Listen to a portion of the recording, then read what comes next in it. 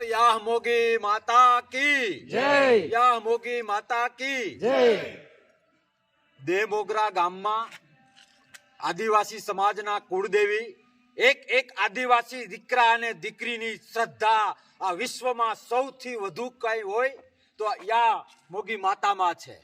અને આજે અમારી જાતને અમે ધન્ય અનુભવીએ છીએ કે સવારની આરતીનો અમને લાભ મળ્યો. માતાજીના વંદન કર્યા અને આરતીનો લાભ લીધો. માતાજીના ચરણોમાં પ્રાર્થના કરી કે હે માં, આ વિસ્તાર અને આદિવાસી સમાજ એ તારા માટે છે, તારી શ્રદ્ધાએ છે.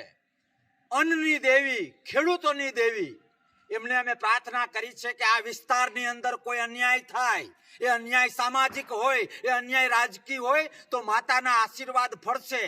અમે માતાજીના વેવ્સ અને તરંગોનો અનુભવ કર્યો છે કે માતાજી જે લોકો અન્યાય કરે છે, મારે વાત એ કરવી છે કે આ વિસ્તારના લોકલાડીલા ધારાસભ્ય ચૈતરભાઈ વસાવા ઉપર જે અન્યાય થયો છે અને એને ખોટી રીતે જે જેલમાં નાખવાના પ્રયત્નો થયા છે ને અત્યારે એ જેલમાં છે. અરે છોડો, એમના પરિવારને પણ નથી છોડ્યો, એમના ધર્મપત્ની પણ જેલમાં છે.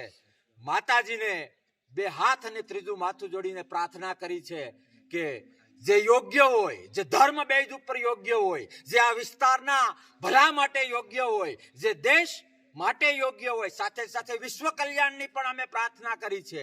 પણ માતાજીએ ક્યાંક ને ક્યાંક સંકેતો આપ્યા છે કે ઘીના ઠામમાં ઘી પડી જવાનું છે. જે લોકોએ ચૈતરભાઈ વસાવા, એના પરિવાર અને રાષ્ટ્ર માટે અને આ વિસ્તાર માટે કંઈક કરે છે ને, માતાજી એને માફ નહીં કરે. મારા શબ્દો યાદ રાખજો, કારણ કે માતાજી હંમેશા સત્યનો રાહ અને સત્ય લઈને જે ચાલે છે એ માણસને ટેકો આપતા હોય છે.